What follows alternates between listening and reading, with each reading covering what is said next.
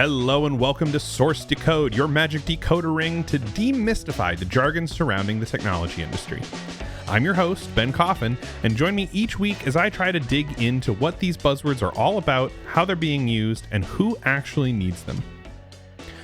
Okay, now imagine for yourself that you could have a digital copy of yourself ready to run through a problem at a moment's notice. Maybe you've just watched the recent HBO series The Rehearsal, where comedian Nathan Fielder runs through rehearsal situations to navigate life challenges. You know, the idea of getting that trial run at a complicated life event seems pretty handy. Now, it might feel like a weird comparison if we're talking on a tech buzzword show, but being able to run through a situation and look at the possible outcomes and places where things go wrong is exactly where a digital twin can come into play. This week kicks off the second buzzword deep dive in our first season as we break into the concept of digital twins and talk to experts about how the digital twin is utilized as early as the chip all the way to the self-driving car or the cellular network that's keeping us all connected. Now, if you finish this episode and you think to yourself, hey, this digital twin stuff, this is pretty neat, why don't you head on over to keysight.com/find/source-decode, and then you can start decoding yourself with this week's companion content.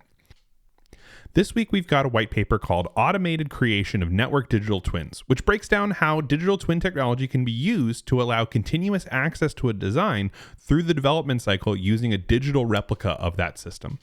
In this case, you'll see how a network digital twin can be created to map the topology, configuration, and traffic of a real network into a high-fidelity digital twin. Again, you can find that at our podcast webpage at keysight.com/find/source-decode, and you can also catch up on our last series on artificial intelligence, as well as join our mailing list where you can be entered for a giveaway for a chance to win a Source Decode hoodie, as well as keep up with all the latest from our show and get access to bonus episode content. Okay, now let's head right back into the digital twin. If you're anything like me, the term digital twin might be a little new to you. The term itself dates back to the early 2000s and was a concept utilized by NASA to connect a real physical model to a twin, virtual, or digital model that had a tether of data between them. Digital twins as a buzzword has picked up a lot more in recent years. Unlike AI, the term digital twin hasn't stretched to every corner of consumer technology and embedded itself in the language that we use to talk about social media.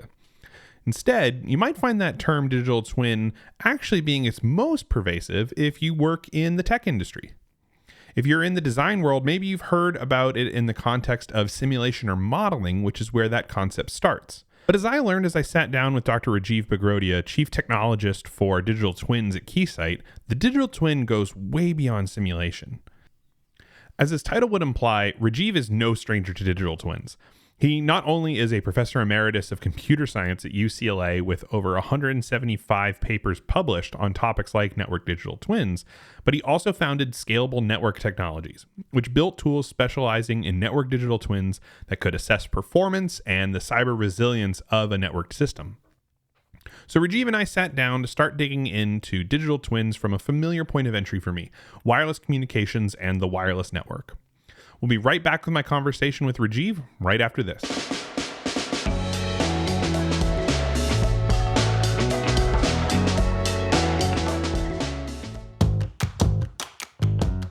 Hi there, I'm Daniel Bogdanoff, host of the Keysight podcast Double E's Talk Tech. Basically, when I'm at the office and overhear an interesting conversation about a new technology spec or application, I rope that person into being on the podcast. So you get an insider's look at the latest engineering trends and technologies from the people that are actually defining the specs, like USB, PCIe, 5G, SATCOM, metrology, and I'll even call in an occasional YouTuber friend like Mehdi from Electroboom or Shahriar from the Signal Path. I don't care what Ben told you about me. Come check out Double E's Talk Tech. That's EES Talk Tech.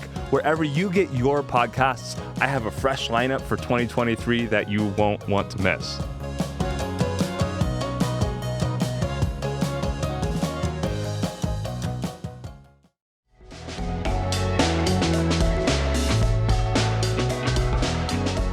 Thank you so much, Rajiv, for hopping in and being willing to talk with me today. I really appreciate it.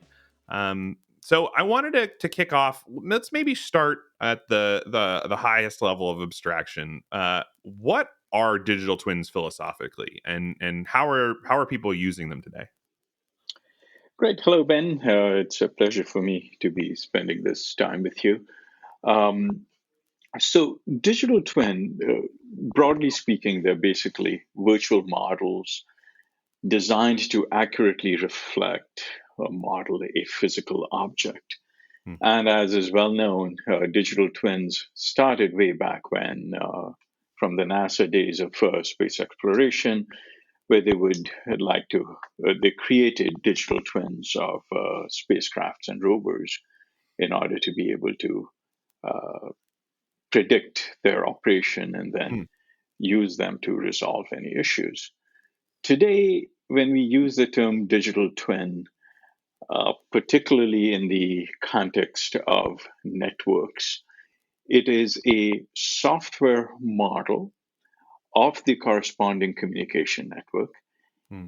And the reason they're called digital twins than just simulation models, I believe, is the fact that the model can be a living object which can be continuously updated. It can learn, it can gather information from the physical environment in updated state, and in some sense, stay synchronized with the state of the corresponding physical object. In this case, it may be a Hmm. communication network. Okay, yeah. So there's a feedback loop then there that's occurring. Now is that happening I guess proactively, or is that something that the folks managing or running these digital twins have to go out and collect? Yeah, and it's all across the board. And the important, I think, aspect is the fact that the digital twin has been designed such that various attributes of the twin can be updated in a Mm, dynamic, continuous manner. So let's take some examples here. You could have a digital twin uh, of a communication network that is connected to a network manager that is managing the physical network. And periodically, the network manager can be used to provide information about the state of the physical network and update the state of the digital twin, whether that be with respect to statistics regarding traffic flows or other operational aspects of the network.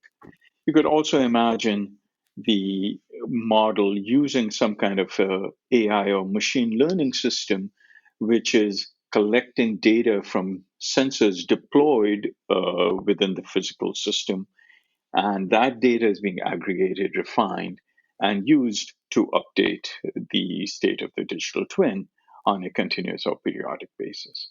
And you can certainly expect subject matter experts that are manually, in some way, mm. updating the network digital twin based on assessment of the situations of the with respect to the physical network. Okay, got it. So there's a kind of hybrid approach. There's some intelligence or some observation of the network that's happening, kind of pre-planned through sensors, but then there's also a manual update to it. Okay, I think that tracks. Correct. So then if we think about like we're talking about in this case, and I know your area of expertise is the network digital twin. um is what's the scope of that? Is when we say a network digital twin, is someone like a major carrier going to have their entire network sort of mirrored digitally? Is it portions of that? How does that actually function when we talk about having someone having their own network digital twin? Yeah, and this will go back to the question of why a particular customer or a vendor or a company would like to use this network digital twin. Mm, It could be carriers creating network digital twins in order to look at the impact of various proposed changes, upgrades, traffic redistributions, and how those would impact the operational network, but could also be small companies. You can think of a let's say even a financial institution, a bank mm. wanting to create a network digital twin of their network, so they could use it to look at the cyber resilience of their enterprise network. When you have a network digital twin, a very important use is to be able to subject it to a wide variety of cyber attacks look at how the network and the applications deployed on that network would perform in the context of those cyber attacks, and then be able to mitigate those impacts by reconfiguring the network as appropriate. So, the digital twin, by virtue of the fact that you can experiment with it in a much more aggressive manner than you could ever do with the corresponding physical network, could be used to look at different operational conditions, whether they be due to different load that is being provided, or due to things like cyber attacks, or even just failures of certain nodes. You can see the impact of that using the digital twin. So, in that context, based on what the need may be for a particular customer, uh, that would define how large the scope of that corresponding network could be. And it also depends on the platforms that are being used to create these network digital twins and how expansive those platforms can be in order to be able to support the scale and complexity of those networks that are being modeled. So that actually is, you talk about modeling the network complexity. I mean, I think that the bank example is really good because I don't think I had fully thought of sort of the small scale of this, right? I think in my head when we talk about a network digital twin, I'm thinking that a city deployment or something more massive, but something that is potentially on a smaller scale is very interesting. So maybe like what is the when we talk about maybe the term is resolution or sort of the fidelity of these, like how comprehensive do these digital twins have to be? Yeah, and see, once again, this whole idea of scale, fidelity, is kind of intertwined. Mhm. Because let's say you mentioned city. Now you can have a digital twin of a smart city, right? A 5G, potentially in the future 6G network operating a smart city. Now that will have hundreds of thousands, maybe millions of nodes, as opposed to a private 5G network that has been deployed, let's say in a small factory or in a mining context, which is still large, but Mhm. clearly not as large as what we're talking about. And the fidelity with which you would represent different components of these networks would depend on the specific uh, parameters or operational attributes of that network that you're trying to manage, and whether you're in the early design stages of these networks. So, let's say you're trying to deploy a smart city communication network. Mhm. At in the beginning, you would kind of have it at a lower level of fidelity in an abstract model, and as more of that network gets deployed, you might refine those components. So have a mixed fidelity network, and once the network is fully deployed, you're kind of using it to look at various what if alternatives around some points of congestion. And around those points, you may have much higher fidelity representations, whereas the rest of the network is really still represented in somewhat lower fidelity way. Because ultimately, what you want to be able to do is tailor the fidelity of the digital twin in order to get the answers that you're looking at based on whether it's a planning context or an Mhm. operational optimization context or a cyber resilience context, as we were talking about earlier. Right. Yeah, it's sort of the notion of I think maybe in like the virtual reality sort of like how far do you have to simulate? You don't have to actually go that far. You just want to make sure that the experience is immersive. And so when you're targeting something inside of a network digital twin, it's sort of that same thing. You don't have to have a perfect you know parody twin all the way to the far edges. It's very much condensed around sort of that area of focus, right? Oh, perfect analogy. I really like the way you kind of visualize that. And I would say that think of that as you can move, you have maybe a magnification device that you can Mhm. move around such that the area of interest is magnified at higher resolution, and you can kind of represent the rest to the extent that it is impacting the operation of your region that has been magnified. And that is exactly the way to think about this, and not just in a spatial context, but also in a temporal context. Sometimes what we may want to do is use a network digital twin to predict how the corresponding physical system would perform in the future given certain operational conditions, certain types of Right. traffic bursts or failures of certain relays or certain base stations or whatever, and look at that in the near future, at much higher degree of fidelity or resolution, as opposed to projecting it out into a more distant future, in which case a more abstract projection would be sufficient. Right. No, that's interesting from the temporal side of things. Like I think that the ability to sort of project and sort of see how potentially something ages or performs at with future technologies, that actually gets me thinking a little bit on as we progress the wireless standards, right? 5G is sort of in its full deployment capabilities right now, or we're being fully deployed right now. A lot of folks are turning and looking at 6G, and where we go from there. What's the role of the digital twin in that development cycle? Like, if we talk about projecting forward into the future, how does the digital twin help us in that path? So I think the digital twin has a real critical role to play as we migrate from 5G to beyond 5G into Mm, 6G. So let's say we have a 5G network that's operating today. We are not going to, as a single instance, replace that with a 6G infrastructure. Clearly, there's going to be a migration path. right. And what you can use the digital twin to look at is, a set of questions like how do new technology elements, new protocol innovations, we're talking about ML or AI enabled networking, we're talking about massive use of MIMO Mhm. antenna arrays.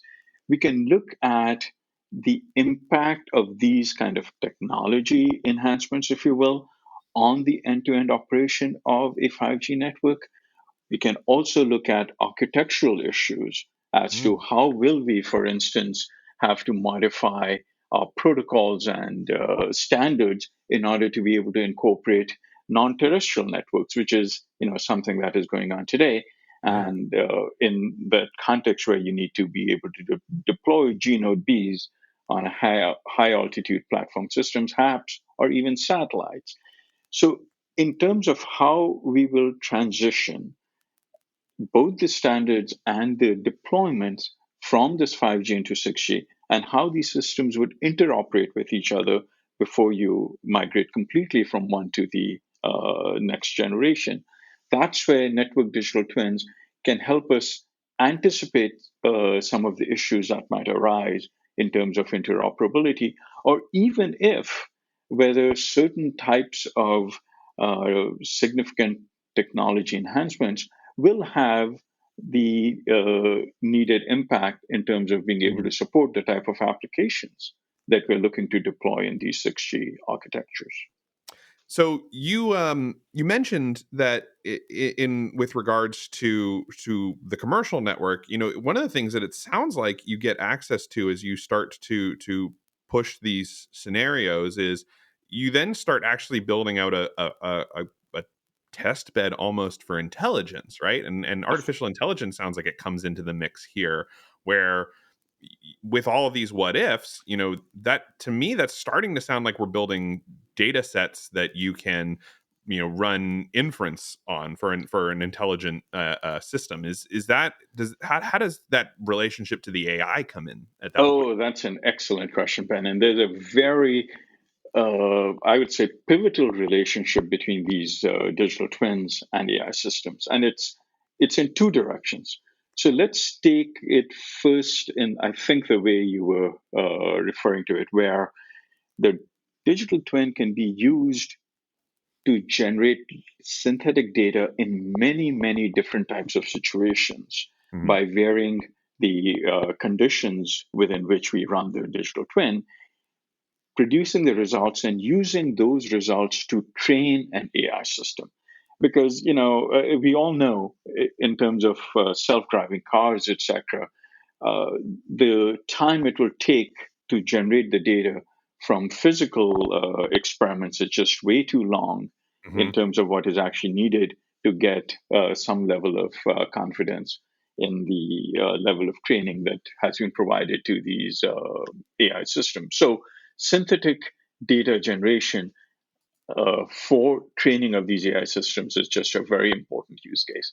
And Hmm. when you think of things like 5G and 6G networks that have AI embedded within the networking, within the antenna, these phased array antenna systems, Right. within individual components, training of those types of systems is a wonderful example of the use case for these network digital twins. And then I can also take it in the other way around, these AI systems and ML systems being embedded within the network digital twin in order to improve the models Ah, themselves, right? yep. And we talked about that earlier. You could be collecting data from different types of sensors to get a better idea of how to represent this physical system by this digital twin. And the third example, I think, is also what you refer to, is once I have a these set of what if scenarios, if I have a large number of what if scenarios, what Hmm. happens if my traffic pattern changes in this way? What happens if a particular relay goes down, etc., etc.?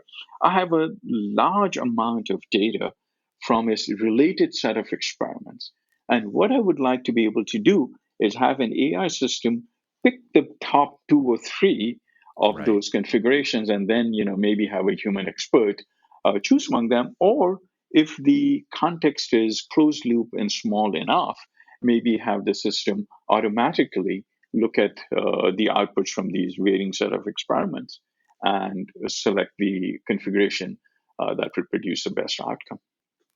Yeah, it's really interesting because, I looking at all the different ways that this intersection can happen, one of the things that we obviously working for test and measurement company and thinking about test all the time, the thought of how do we test AIs, it seems to be an interesting puzzle that we have in this space with AI in general. Is how do you know an AI is a good AI? And Correct. some of what you're putting together here in this sort of framework of you can both utilize the AI in the digital twin, but also create use it. I don't want to say against, To use it. test the AI system. Yeah, exactly. This ability to test an AI system is, I think, really powerful and kind of novel, right?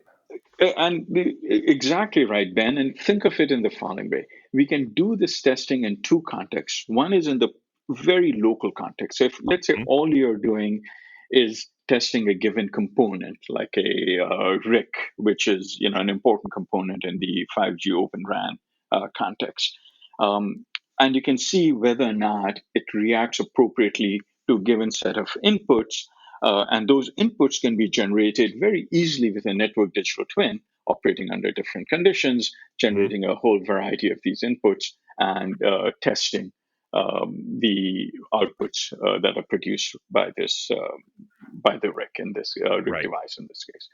But furthermore, what is a lot times more important, and you may have heard this term of local versus global optimization. Now, Ah, just because it's producing the right quote unquote right output in the local context, how do we know whether the interactions among multiple of these local AI, let's say, systems, is producing the quote unquote right output at the global context? Because our network digital twin, go back to a beginning of our conversation, mhm. we can represent smart city level network digital twins. So what you can do is look at the impact of and or test, if you will, these AI systems in this much larger context of how the result would be perceived or manifested at these more broader global end-to-end levels as well. Mhm. Yeah, yeah. The I think so. So it's cool because I see there's the application of how do we move the technology forward where the digital twin has this role, and then there's also as this digital transformation continues to happen and things are digitizing and there are vulnerabilities because we've never thought about, well, what will happen when we put that thing on the network, because it's an older piece of technology, it's very clear to me, I think, after this conversation, that the digital twin is a really powerful tool in our toolbox, and that's, I think, really exciting and helps me, I think, get a better sense of really the role that they can play.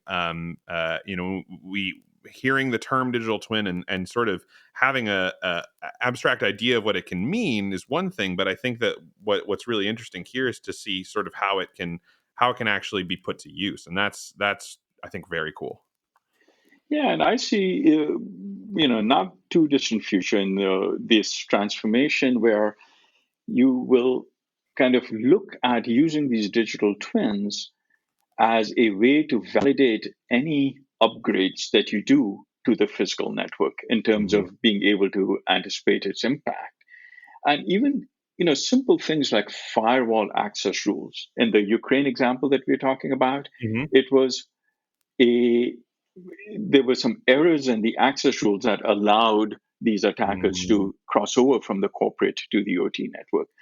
And you can easily imagine that any changes to these kinds of network configurations and access rules or all of these being first kind of tried out in the network digital twin, then you run your standard series of tests, let's say, with this modified configuration. And if it passes, only then do you migrate Mm. those changes to the physical system.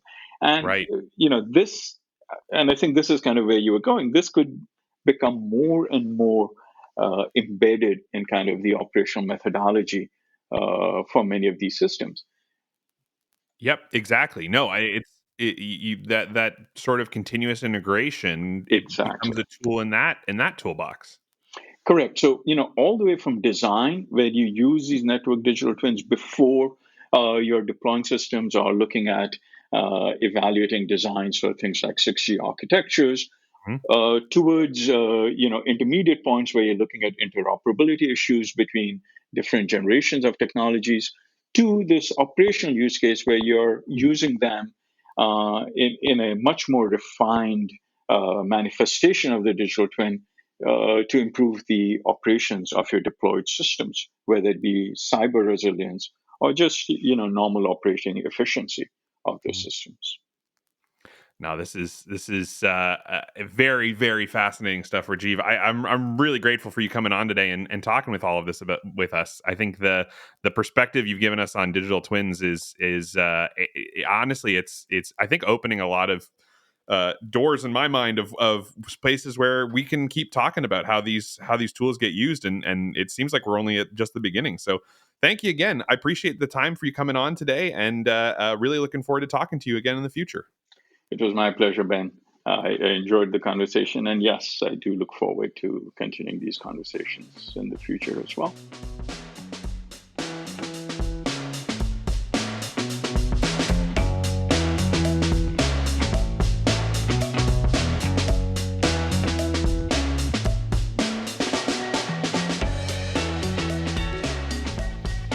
Maybe I'm an easily hyped person. Well, okay, I'll give you that. But coming away from my conversation with Rajiv left me really inspired to think about what the potential for digital twins has to offer. It feels like digital twins are only limited by our imaginations. Realizing that it's a tool in our toolbox opens up a world of possible what ifs. What if I can have a digital twin of the equipment that I use here in my recording studio, tweaking my microphone and software to get the sound just right until I can then go maybe make that update in hardware? What if I had a digital twin of my car and I could see how it was going to fare on a long road trip across the country? Where was I going to need to stop for service? When, was I going to hit a flat tire? Being able to model and figure that out overlaid on top of my experience. It makes sense to me that the limitation of this technology has been stuck behind compute capabilities, because the immersion that's created in a digital twin environment seems daunting, and that burden of compute, as someone who is totally outside this space, doesn't have any expertise, like it seems impossible. But realizing after talking to Rajiv that it doesn't have to be immersive from our perspectives, it has to be immersive from the system's inputs and outputs, that gets me thinking, where else can we use this? If Digital Twins gets the AI treatment and I had a ready-to-go digital twin in my pocket, what's that going to look like? Just a little bit of food for thought. Next week, I'll be joined by Ian Ripke, Eggplant Global Alliance's leader, who's going to walk me through what digital twins means for the world of chips and circuits. Now, if you're enjoying Source to Code, please like or subscribe to the show in your preferred podcast app. It helps the show grow, and hey, maybe share it with a fellow tech enthusiast who you think might like it. You can find us during the week at keysight.com/find/source-to-code, and you can also find that link down in the show notes. Now, thanks again to Rajiv Bagrodia for coming on the show and chatting with me. I love talking to Rajiv about this technology, and I'm so glad we got to sit down together.